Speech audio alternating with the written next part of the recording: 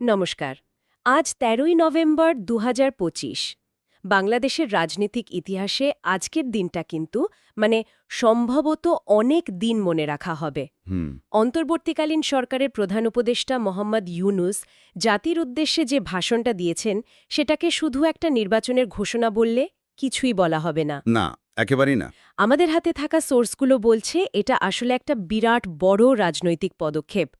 আজ আমরা এই ভাষণের গভীরে যাব, বোঝার চেষ্টা করব এই পদক্ষেপটা কি দেশকে একটা নতুন পথে নিয়ে যাবে নাকি আরও জটিলতার মধ্যে ফেলবে। ঠিক তাই।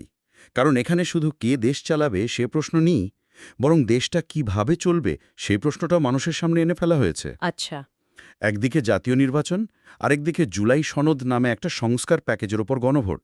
দুটোই একই দিনে? হ্যাঁ, আমাদের আজকের আলোচনার উদ্দেশ্য হল এই বিশাল পরিকল্পনার এর ভেতরের দিকগুলো খতিয়ে দেখা।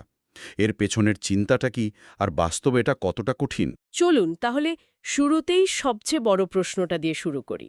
এই যে জুলাই সনদ বা জুলাই চার্টারের কথা বলা হচ্ছে, হুম। এই জিনিসটা আসলে কি? খুব গুরুত্বপূর্ণ প্রশ্ন, কারণ পুরো আলোচনার কেন্দ্রবিন্দু কিন্তু এটাই। হুম। জুলাই মাসের গণ আন্দোলনের পর দেশের শিক্ষাবিদ, নাগরিক সমাজের প্রতিনিধি আর ছাত্রনেতাদের একটা জোট এই সনদটা তৈরি করে। তার মানে এটা কোনো রাজনৈতিক দলের তৈরি নয়? একদমই না।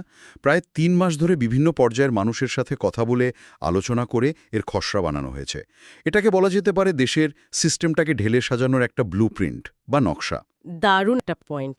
তো এই নকশার সবচেয়ে আকর্ষণীয় প্রস্তাবগুলো কি? কোন কোন জায়গায় বদল আনার কথা বলা হচ্ছে? বেশ কয়েকটা বড় প্রস্তাব আছে, তবে দুটো প্রস্তাব নিয়ে সবচেয়ে বেশি আলোচনা হচ্ছে। আচ্ছা। প্রথমটা হলো নির্বাচনী ব্যবস্থা বদলানো। আমাদের সূত্রগুলো বলছে সনদে প্রচলিত যে first pass the post system, নির্বাচনে যে সবচেয়ে বেশি ভোট পায় সেই জিতে যায়, হ্যাঁ, আমাদের বর্তমান সিস্টেম। সেটা বদলে একটা মিশ্র পদ্ধতির প্রস্তাব করা হয়েছে, অনেকটা জার্মানি বা নিউজিল্যান্ডের মতো। তার মানে ভোটের শতাংশের ওপর আসনের একটা হিসাব থাকবে। ঠিক। এর উদ্দেশ্য হলো ছোট দলগুলোকেও সংসদে প্রতিনিধিত্ব করার সুযোগ দেওয়া এবং এই যে দুই দলের একটা একাধিপত্য সেটা ভাঙা। এটা তো দেশের রাজনীতির পুরো চেহারাটাই বদলে দিতে পারে। আর দ্বিতীয় প্রস্তাবটা কি? দ্বিতীয়টা হলো একটা স্বাধীন সাংবিধানিক আদালত তৈরি করা। সাংবিধানিক আদালত? হ্যাঁ, এই আদালতের কাজ হবে যে কোনো আইন সংবিধানের সাথে সাংঘর্ষিক কিনা তা যাচাই করা, আর বিচারক নিয়োগের ক্ষমতা নির্বাহী বিভাগের হাত থেকে বের করে একটা স্বাধীন কমিশনের হাতে দেওয়া।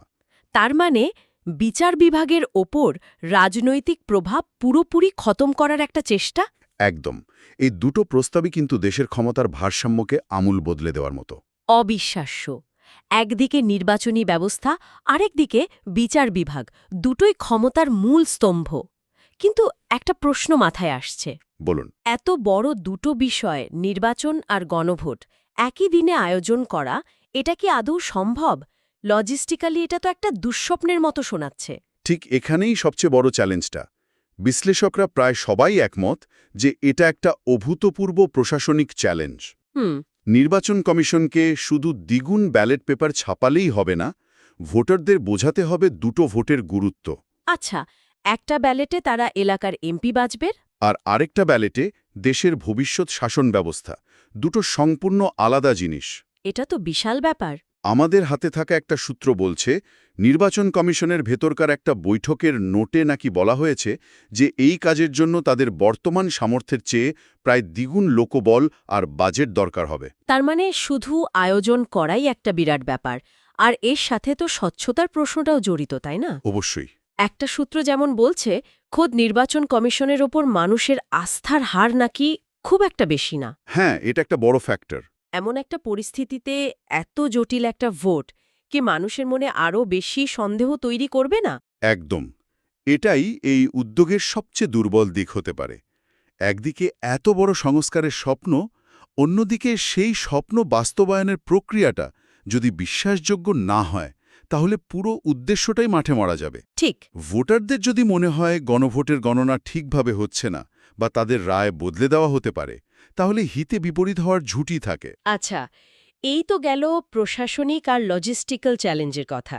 কিন্তু এর চেয়েও বড় যুদ্ধটা তো হবে রাজনৈতিক মাঠে। হ্যাঁ, সেটাই আসল জায়গা। দেশের বড় দলগুলো যেমন আওয়ামী লীগ বা বিএনপি, তারা এই ঘোষণাকে কিভাবে দেখছে? তাদের জন্য এটা কি সুযোগ নাকি ফাঁদ? এটা তাদের জন্য একটা ক্লাসিক, যাকে বলে ক্যাচ-22 পরিস্থিতি। দুটো দলের জন্যই খুব অস্বস্তিকর একটা অবস্থা। যেমন? যেমন ধরুন আওয়ামী লীগের কথা। তারা যদি জুলাই সনদের বিরোধিতা করে, তাহলে তাদের সংস্কার বিরোধী এবং পুরনো সিস্টেমের সুবিধাভোগী হিসেবে ট্যাগ করা হবে। আর যদি সমর্থন করে? কিন্তু তারা যদি এটাকে সমর্থন করে, তাহলে তারা এমন একটা সিস্টেমকে মেনে নিচ্ছে যা তাদের ক্ষমতার কাঠামোকেই ভেঙে ফেলবে। যেমন ধরুন বিচারক নিয়োগের ক্ষমতা হারানো বা নির্বাচনী ব্যবস্থায় ছোট দলগুলোর উত্থান। তার মানে যেদিকেই যাক বিপদ। আর বিএনপির জন্য কৌশলটা কি হতে পারে? বিএনপির জন্য পরিস্থিতিটা জটিল। তারা যদি সনদকে সমর্থন করে, তাহলে তারা প্রকারান্তরে এই অন্তর্বর্তীকালীন সরকারকেই বৈধতা দিচ্ছে, যাকে তারা শুরু থেকে সন্দেহের চোখে দেখে আসছে। আর যদি বিরোধিতা করে? আবার যদি বিরোধিতা করে, তাহলে তারা জনগণের কাছে সেই একই পরিবর্তন বিরোধী শক্তি হিসাবে পরিচিত হবে, যে তকমাটা আওয়ামী লীগের গায়েও লাগতে পারে। তার মানে তাদের জন্য বড় চ্যালেঞ্জ হল নিজেদেরকে সংস্কারের পক্ষে দেখিয়েও এই সরকারের থেকে একটা দূরত্ব বজায় রাখা। ঠিক, এটা খুবই ডেলিকেট একটা ব্যালেন্সিং অ্যাক্ট। তাহলে দেখা যাচ্ছে এই গণভোট আসলে রাজনৈতিক দলগুলোকে একটা আয়নার সামনে দাঁড় করিয়ে দিয়েছে। তাদের শুধু ক্ষমতার কথা বললে চলবে না, দেশের সিস্টেম নিয়ে তাদের ভাবনাটা কি সেটাও পরিষ্কার করতে হবে। কিন্তু সোর্সগুলোতে মানবাধিকার বা নিরাপত্তা সংক্রান্ত কিছু উদ্বেগের কথাও বলা হয়েছে। সেই বিষয়গুলো এই সনদের সাথে কিভাবে সম্পর্কিত? সরাসরি সম্পর্কিত। যেমন জুলাই সনদের একটা অংশে ডিজিটাল সিকিউরিটি অ্যাক্ট ডিএসএ এর মতো আইনগুলো সংস্কারের কথা বলা আছে। আচ্ছা। কিন্তু মানবাধিকার সংস্থাগুলো বলছে সনদে যে সংস্কারের প্রস্তাব করা হয়েছে তা যথেষ্ট নয়। আইনটা শুধু কিছু ধারা পরিবর্তন না করে পুরোপুরি বাতিল করার দাবি ছিল তাদের।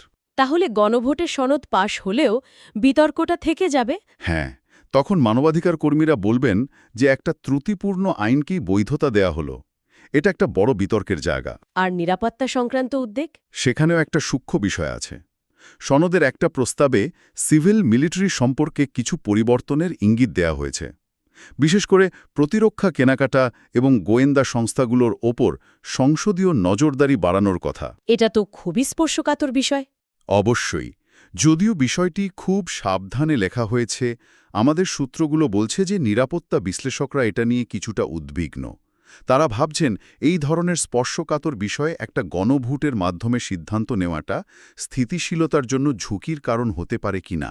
বোঝা যাচ্ছে পুরো বিষয়টাই একটা দড়ির উপর হাঁটার মতো। একদিকে গণতন্ত্রায়নের চেষ্টা, অন্যদিকে স্থিতিশীলতা বজায় রাখার চাপ।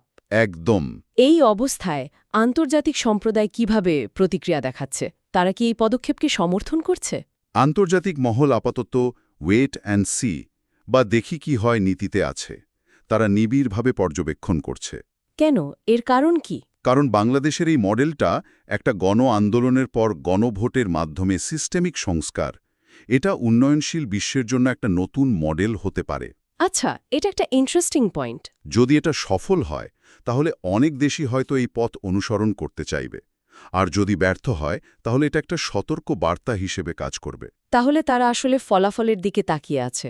হ্যাঁ, তাই পশ্চিমা গণতান্ত্রিক দেশগুলো এবং জাতিসংঘ পুরো প্রক্রিয়াটার স্বচ্ছতা এবং নিরপেক্ষতার ওপর খুব জোর দিচ্ছে।